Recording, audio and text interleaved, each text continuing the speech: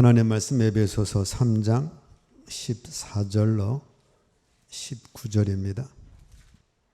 오늘 말씀은 바울 사도께서 하나님 아버지 앞에 무릎을 꿇고 빌었습니다. 무릎을 꿇고 기도를 했어요. 그래서 오늘 말씀의 제목은 무릎을 꿇고 비노니.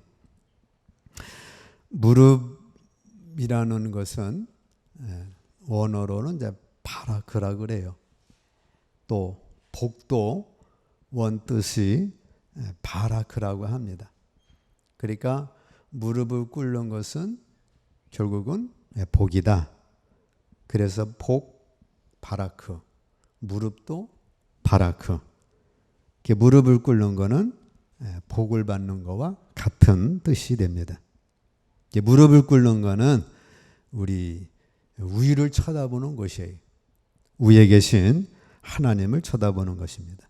바로 그것이 기도고, 그것이 예배이고, 그것이 믿음이 됩니다. 그래서 가장 위의 존재는 하나님이시고, 우리에게 주시는 복은 결국은 위로부터 우리에게 임하시기 때문에 우리는 위를 바라보는 것, 즉 무릎을 꿇는 것은 위를 바라보는 것이고, 위를 바라보는 것은 복을 받는 것이 됩니다. 야고보서 1장 17절 우리 함께 읽습니다. 각양 좋은 은사와 온전한 선물이 다 위로부터 빛들의 아버지께로서 내려오나니 그는 변함도 없으시고 희전하는 그림자도 없으시니라. 자, 우리에게 주어지는 복은 위로부터 오는 거예요. 안 믿는 사람은 이거를 행운이다, 또 운이 좋았다, 그렇게 말을 합니다. 근데 우리는 하나님으로부터, 위로부터 축복이 왔다. 우리는 그 축복의 근원을 바로 알기 때문에 하나님께로부터 복이 왔음을 고백하는 겁니다. 안 믿는 사람들은 모르니까 오늘 운이 좋았다고, 행운이라고. 근데 그 복은 어디서 온 거예요? 위로부터 온 거예요. 짐승은 위가 없죠. 그래서 짐승은 무릎 꿇는 일도 없고, 짐승에게는 그래서 하늘로부터 복이 임하지 않습니다. 그냥 자기네들끼리 잡히고 잡혀 먹다가 그걸로 끝나는 거예요. 자, 우리에게는 위로부터 복이 임하기 때문에 하나님 앞에 나와서 예배 드리는 건 위를 바라보는 것입니다. 기도하는 건 위를 바라보는 것이에요. 찬송하는 건 위를 바라보는 것이에요. 그래서 하나님의 복은 위로부터 오는 겁니다. 그래서 예배하는 민족에게는 복이 많은데, 야, 교회 뭐 쓸데없이 일 안 하고 예배 드리냐? 교회만 다 닫아, 때려 부셔. 그래가지고 공산주의가 다 교회를 폐쇄시키면 거기는 복이 임하지 않아서 공산주의가 다 망하게 된 겁니다. 교회를 핍박하면 그 나라는 망하게 되어 있어요. 반대로 교회의 문을 열고 교회를 세우면 복이 임하게 되는 겁니다. 그래서 북한이 복 받는 비결은 간단해요. 주일 예배 허용하면 북한은 우리나라처럼 복을 받는 겁니다. 자, 무릎 꿇어 기도하는 것은 복을 받는 비결입니다. 무릎 꿇어 경배하는 것은 복을 받는 비결입니다. 시편 95편 6절 함께 읽습니다. 우리가 굽혀 경배하며 우리를 지으신 여호와 앞에 무릎을 꿇자. 그러면 그 집에는, 그 사람에게는, 그 인생에게는 복이 임하는 것입니다. 다니엘서 6장 10절 함께 읽습니다. 다니엘이 이 조서에 의인이 찍힌 것을 알고도 자기 집에 돌아가서는 그 방의 예루살렘으로 향하여 열린 창에서 전에 행하던 대로 하루 3번씩 무릎을 꿇고 기도하며 그 하나님께 감사하였더라. 나라가 망했습니다. 우리나라 국모 민비가 시해 당한 건 그게 문제가 아니고 아예 나라가 쌍망해서 성벽, 예루살렘 성벽 다 무너져 버리고 예루살렘 성전 다 불타버리고 시드기야 왕 포승줄에 묶여가지고 도망가다 잡혀서 무슨 포승줄을 묵히고 두 아들은 죽임을 당하고 시드기야 왕은 두 눈을 뽑혀서 바벨론 포로로 끌려갔습니다. 거기에 다니엘도 포승줄에 묶여가지고 바벨론에 포로로 끌려갔어요. 이런 다니엘이 복을 받을 수 있었던 것은 하루에 3번씩 무릎을 꿇었습니다.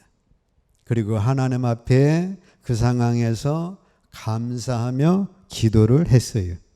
그랬더니 하나님께서 다니엘을 그 바벨론 나라의 총리로 축복해 주신 줄로 믿습니다. 자, 나의 인생에 나라도 망했고 희망은 없고 모든 게 어려울지라도 하루에 3번씩 무릎을 꿇어서 하나님을 바라본다면 무릎 꿇는 자체가 뭐예요? 그게 복이에요. 그 상황에서 하나님은 다니엘에게 은총을 주셔가지고 바벨론 나라의 총리가 되는 축복을 주신 겁니다. 그러니까 내 인생은 치질이도 복이 없다. 내 인생 너무너무 비참하다. 그러면 어떻게 하시겠어요? 하나님 앞에 무릎을 꿇으면 그 무릎 꿇는 자체가 복입니다. 그 복은 어디서 와요? 위로부터 임하시는 거예요. 그래서 그의 인생은 복 있는 인생이 되는 겁니다. 탕자가 나가가지고 저 물들 다 망해가지고 먹을 것도 없어서 지업 열매를 먹었는데 자기 집에 돌아옵니다. 아버지 앞에 무릎을 딱 꿇었더니 아버지께서 내게 있는 건 다 네 것이다. 물론 큰아들에게 준 목도 있지만 또 아버지 목도 있으니까 그 아버지 목을 탕자에게 준 거예요. 우리가 하나님 앞에 무릎을 꿇으면 우리 하나님께서 좋다. 내 것, 내 것이다. 하늘의 풍성한 것으로 우리에게 축복을 줄 줄로 믿습니다. 그러므로 무릎 꿇는 건 뭐예요? 그게 복이에요. 그래서 우리 하나님 앞에 경배하자. 그러면 하나님께서 하늘의 것으로 우리에게 축복을 주시는 겁니다. 그래서 여기 무릎을 꿇는다는 건 바로 복이다. 저와 여러분들이 복이 없는 인생이다. 나는 지질이 복이 없다. 그런 원망과 불평하지 마시고 어떻게 하셔야 돼? 하나님 앞에 나가서 탕자처럼 무릎 꿇으면 하늘에 신령한 것, 땅에 기름진 것으로 축복해 줄 줄 믿습니다. 그래서 복이 없단 말 절대 하시면 안 돼. 복이 없을수록 무릎을 꿇으시면 다니엘처럼 하나님은 복을 주시는 겁니다. 바울 사도는 그래서 그 무릎을 꿇었어요. 자, 뭐라고 기도했냐면 따라서 합니다. 속사람을 능력으로 강건하게 하옵소서. 하나님 아버지 앞에 무릎을 꿇고 비오니 하나님 에베소 교회 성도들 속사람을 능력으로 강건하게 해주세요. 우리 예수를 믿으면 우리 안에 속사람이 생깁니다. 피조물 된 사람의 영을 속사람이라고 하는 거예요. 고린도 후서 5장 17절 함께 있습니다. 그런즉 누구든지 그리스도 안에 있으면 새로운 피조물 속사람이라 이전 것은 지나갔으니 보라 새 것이 되었도다. 자, 예수님을 나의 구주로 영접을 하면 죽었던 내 영이 살아납니다. 그게 새로운 피조물, 그게 속사람이에요. 그 속사람은 하나님이 영이신데 하나님이 생명이신데 영원한 생명인데 그걸 조회라고 그랬죠. 그 조회에 우리 인간의 보통 생명은 푸스케예요. 일반 사람 다 우리 푸스케인데 특별히 우리 안에 영생, 조회의 생명을 받았습니다. 하나님의 생명, 영원한 생명, 조회, 그 생명을 예수님이 가지셨고 예수님은 그 생명을 가지고 나에게 오셔서 나도 영원한 생명을 얻었습니다. 이것을 새로운 피조물, 속사람이라고 하는 거예요. 육의 몸은 겉사람이라고 합니다. 요한복음 3장 6절 함께 있습니다. 육으로 난 것은 육이요 겉사람, 성령으로 난 것은 영이니 속사람. 그래서 우리는 모든 사람은 다 육으로 난 것은 육이요 겉사람을 가지고 태어났어요. 더 거기에 우리는 성령으로 말미암아 영으로 태어난 속사람을 가지고 있는 겁니다. 그러니까 우리는 본래 뭐예요? 흙이죠. 본래 흙인데 이 흙에 우리 영이 죽어서 사탄의 우리 아비가 돼서 사탄의 영으로 인해서 육체의 열매를 맺다가 지옥으로 가는 것이 우리의 인간의 저주받은 운명입니다. 여기 하나님이 우리 구원해 주시고자 예수님 보내주셔서 영접한 자들에게는 흑인 내 속에 하나님의 영, 성령이 오셔가지고 우리에게 영원한 생명을 주셨어요. 그것이 속사람입니다.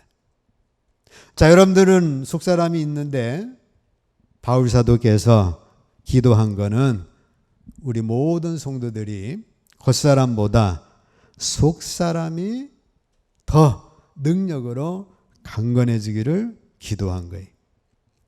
속사람과 겉사람에서 속사람 중심의 생활을 하기를 기도를 한 것입니다. 그래서 여러분들도 속사람이 있고 겉사람이 있어요.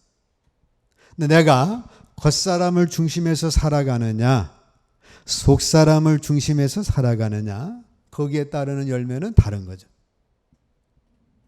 솔로몬이 구약시대였지만 그의 하나님을 사랑했던 속사람이 있습니다. 하나님을 사랑해서 왕이 돼서 1000번제를 드리고 하나님 앞에 무릎을 꿇어 기도합니다. 근데 하나님께서 그런 솔로몬이 너무 귀해가지고 꿈에 나타나셔서 솔로몬아, 내가 네게 무엇을 줄고? 하나님, 나는 왕이 됐는데 지혜로운 마음을 주셔서 재판을 잘하게 해주세요. 요거를 구했어요.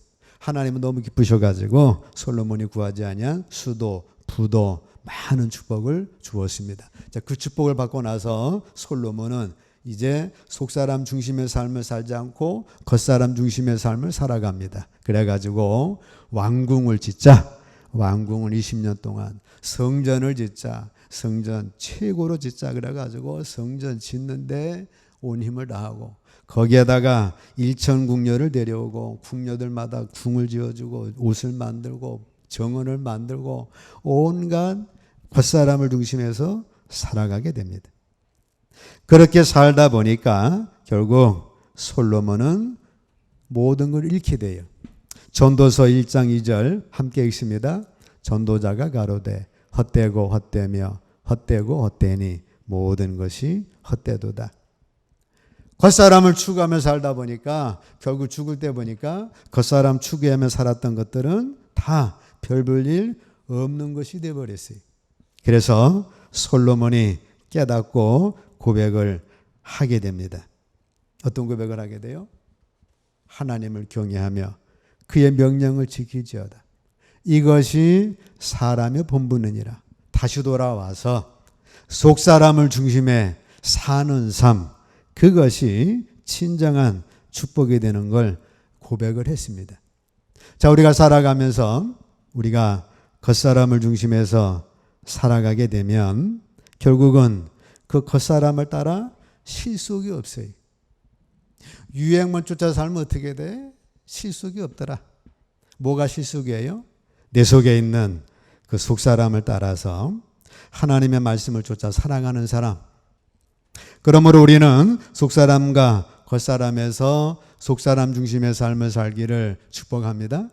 우리 안에 숨은 사람, 그 사람이 잘 성장해서 성령의 열매를 맺고 그 풍성한 삶을 사는 건 그게 하나님의 뜻이지, 겉사람을 추구해서 겉사람을 쫓아 살면 나중에는 실속이 없습니다. 그 속사람이 하나님과 교통하는 사람이 되기를 원했던 거예요. 하나님은 영이시기 때문에 겉사람하고 교통하지 않습니다. 하나님은 영이시기 때문에 우리 속사람과 교통을 하시는 거예요.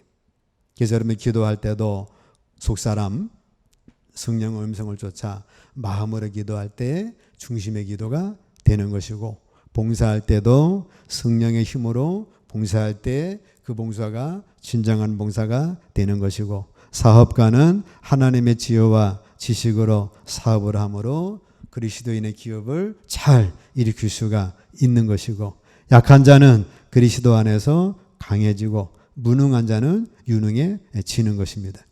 그래서 이 속사람이 잘 될 때 범사가 잘 되며 강건함의 축복이 임하는 거예요. 요한 3서 2절 함께 읽습니다. 사랑하는 자여 네 영혼이 잘됨같이 네가 범사에 잘되고 강건하기를 내가 간구하노라. 자, 우리 안에 죽었던 영은 새 사람이 돼서 새 영이 됐습니다. 근데 우리 혼과 정신은 이게 새로워진 게 아니에요. 이거는 옛 정신, 옛 혼 그대로입니다. 우리 몸도 엄마 모태에 들어갔다가 다시 난 게 아니에요. 옛 몸 그대로예요. 그러니까 성령님만이 새 피조물이시고 우리 안에 있는 정신, 혼, 몸은 옛사람, 옛몸 그대로입니다. 그래서 이 새 영, 이 새 사람의 피조물로 가지고 우리 생각, 이론을 깨트려야 되고 우리 이 몸을 새로운 산제사로 예배용, 기도용, 섬김용, 하나님의 사람으로 우리 몸을 새롭게 바꾸어 나가야 합니다. 그러려면은 우리 성령의 역사로 새 사람이 어떻게 하셔야 돼? 하나님의 능력으로 강해지셔야 되고 강해진 이것으로 우리 생각을 깨뜨리고 하나님의 영의 생각, 육신 생각 깨뜨리고 영의 생각으로 우리 몸이 옛사람, 옛 질병의 도구, 옛사람의 도구, 악한 사탄의 도구가 아니라 하나님의 도구, 성령의 도구, 예배용, 감사용으로 바꾸어 나가야 합니다. 그러므로 여러분과 저도 나의 속사람이 더욱 강건하도록 기도를 하셔야 돼. 그래서 겉사람 의지의 중심의 삶이 아닌 속사람 중심의 삶을 사셔야 하고 내 영이 점점 강성해져서 영의 생각이 육신의 생각 들이 꺼져. 영의 생각 쫓을 거야. 그래서 영의 생각 쫓으셔야 되고 우리 육체는 자꾸 옛사람으로 더 편한 것으로 더 육적인 것으로 더 타락한 것으로 더 이런 짐승적인 것으로 우리 육은 자꾸 흘러가려고 할 때 우리 안에 영의 속사람은 강한 성령의 능력으로 우리 사람을 믿음의 사람으로 예배용으로 섬김용으로 우리의 온몸을 의의 도구로 사용해 나가셔야 합니다. 그것이 이 속사람을 주의 능력으로 강건케 하는 거예요. 그래서 우리는 여러분들이 그런 기도를 하셔서 나의 속사람이 성령의 능력으로 강건케 해주세요.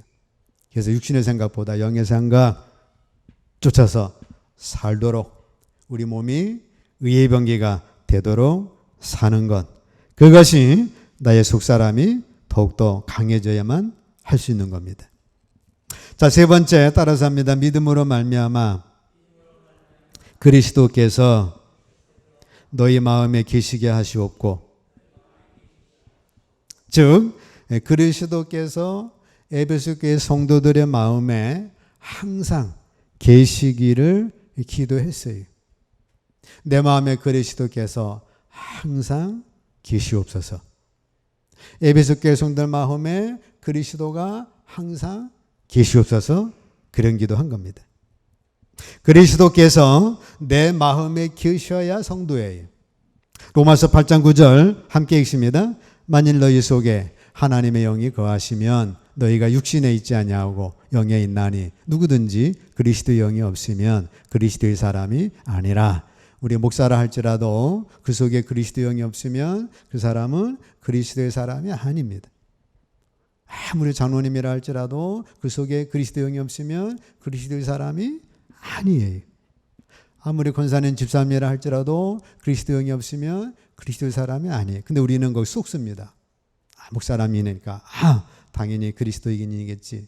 장로님이니까 당연히 그러하겠지. 그래가지고 그렇게 속고 이단에 속고 잘못된 것에 썩는 겁니다. 여러분 마찬가지예요. 나는 합평교회를 10년 다녔다. 그래서 나는 그리스도인이다. 그게 아니라는 거예요. 그리스도 영이 없으면 나는 교회를 평생 다녔어도 그리스도인이 아니라는 거예요. 그래서 너희가 믿음에 있는가? 너희 자신을 시험하고 내 안에 그리스도 영이 계신가? 그리스도 영을 산다면 그리스도인이지만 그리스도 영이 없다면 그 사람이 아무리 직책이 어떻다 할지라도 그 사람은 그리스도인이 아니라는 것입니다. 그리스도께서 성도의 마음에 계셔야 복 있는 성도가 되고 복 있는 가정이 되는 것입니다. 사람은 사람을 통해서 태어나서 사람을 통해 살아가요. 그걸 사회적인 존재라고 하죠. 태어나서 부모 밑에 친구 만나, 부부끼리 또 자식 낳고 이웃 만나 평생 이 사람과 더불어 살아갑니다. 사람을 통해서 살아가다 보면 상처를 받고 찔림을 당하고 고통을 당하고 마지막에는 사람 때문에 손해를 봐요. 사람의 짐승 때문에 죽은 사람 뭐 별로 안 됩니다. 개에 물려 죽은 사람은 어쩌다 한 사람이지, 그러나 사람한테 사람에 의하여 죽은 사람은 너무나 많죠. 결국은 사람 때문에 사람한테 손해를 당하고 사람한테 죽임 당합니다. 개한테 사기 맞아가지고 1,000만 원 잃었다는 사람 없잖아요.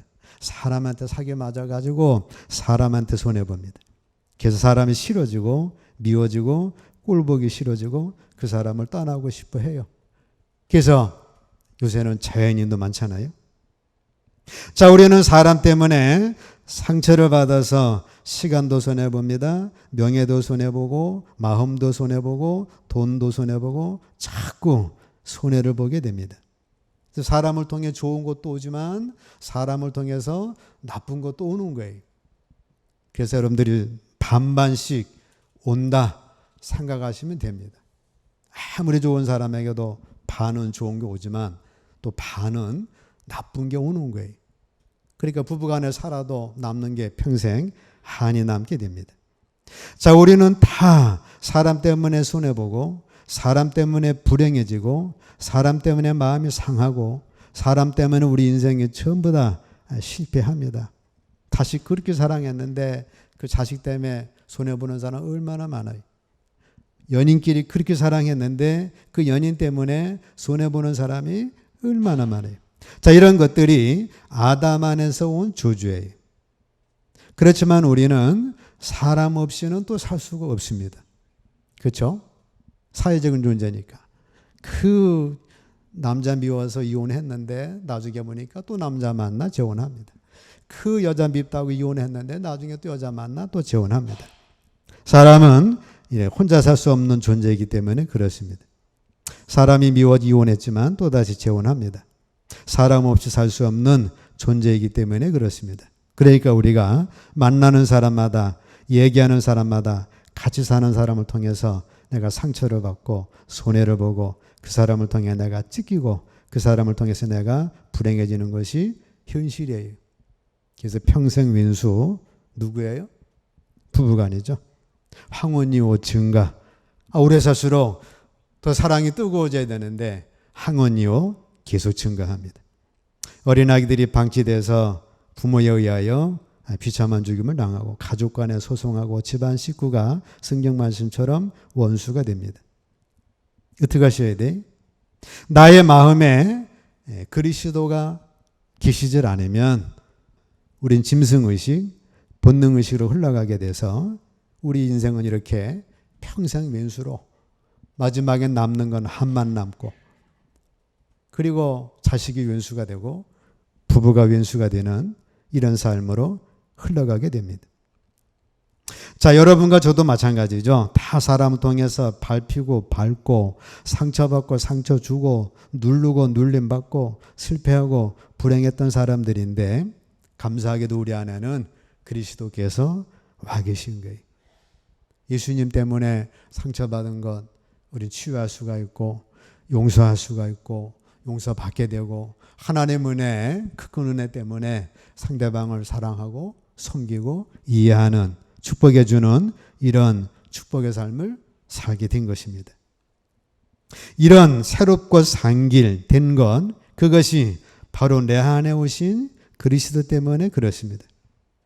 우리들이 그리스도 안에서 사람으로부터 오는 모든 상처를 고침받고 불행도 씻음받고 눌림에서 자유함을 얻게 된 줄로 믿습니다. 그러면 우리는 어떻게 하셔야 돼? 바울 사도처럼 먼저 내 마음에 그리스도가 항상 계시게 해주세요. 자식 잘 돼서 뭐 1등하고 뭐 슈퍼스타 되고 그것보다 그 자식 마음속에 그리스도가 항상 계시게 하옵소서. 남편이 사업 잘 돼가지고 뭐 잘 돼서 그것보다 남편 마음에 그리스도가 항상 계시게 해주세요. 아내 마음속에 항상 그리스도가 계시게 해주세요. 그리스도 계시질 않으면 남편 잘 된 것 때문에 아내 학대당하고, 그리스도 계시질 않으면 아들 잘 된 것 때문에 부모 학대하고, 그리스도 계시질 않으면 부모 때문에 자녀를 학대해서 어려서는 자녀가 학대받다가 늙어서는 자식이 부모 학대해가지고 이런 비극이 끊이질 않게 되기 때문에 우리는 어떻게 하셔야 돼? 그리스도가 내 마음에 항상 계시게 해주세요. 아울러 여러분들은 남편에게, 자녀에게, 우리 성도들에게도 마찬가지로 그리스도가 계시게 해주세요. 성도가 안에 그리스도 계시지 않으면 어떻게 됩니까? 고린도 교회처럼 네파하다가 서로 싸우고 교회도 소송 걸리고 그래서 교회가 해체되는 결과를 가져오게 되는 겁니다. 그래서 그리스도께서 성도의 마음에 키셔야 되는 거예요. 바울 사도는 이 기도를 했던 겁니다. 자, 말씀 정리하면 무릎을 꿇는 거는 뭐예요? 복이다. 아, 내 인생 복도 없다. 내 남편, 복 없는 남편 만나가지고 뭐 그런 말을 하지 마시고 어떻게 하셔야 돼? 다니엘이 그 상황에서 복을 받을 수 있는 거는 무릎을 꿇었습니다. 무릎을 꿇는 건 뭐예요? 그 자체가 복이에요. 무릎 꿇는 시간이 많을수록 복을 많이 받는 거예요. 그 무릎 꿇는 건 뭐예요? 위를 바라보는 거고, 그것이 예배고, 그것이 하나님을 경배하는 것이고 하나님의 말씀을 듣는 것입니다. 내 인생에 무릎을 꿇을 수 있다면 내 인생은 복된 인생이 되는 것이다. 바울사도 기도한 건 뭐예요? 속사람이 강건해지기를 기도했습니다. 우리 겉사람이 골리앗처럼 아무리 커져도, 압살론처럼 아무리 멋있어도 그것 때문에 그들은 망했어요. 정말 중요한 거는 내 속사람이 강건해지는 것. 바울사도가 기도했던 건 뭐예요? 내 안에 그리스도께서 항상 계셨는데 에베소 교회 성도들 마음속에 그리스도가 항상 계시게 해주세요.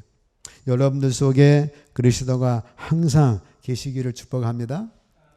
내 속에 그리스도가 없으면 나도 우리 자식을 그렇게 학대할 수가 있고, 반대가 돼서 자식이 그리스도가 없으면 내가 또 그 학대를 받고, 지금 부부 사이가 아무리 좋아도 그 속에 그리스도가 없으면 언제 이혼할는지, 이혼을 넘어서 학대를 당하고 버림당할는지 이거 할 수가 없어요.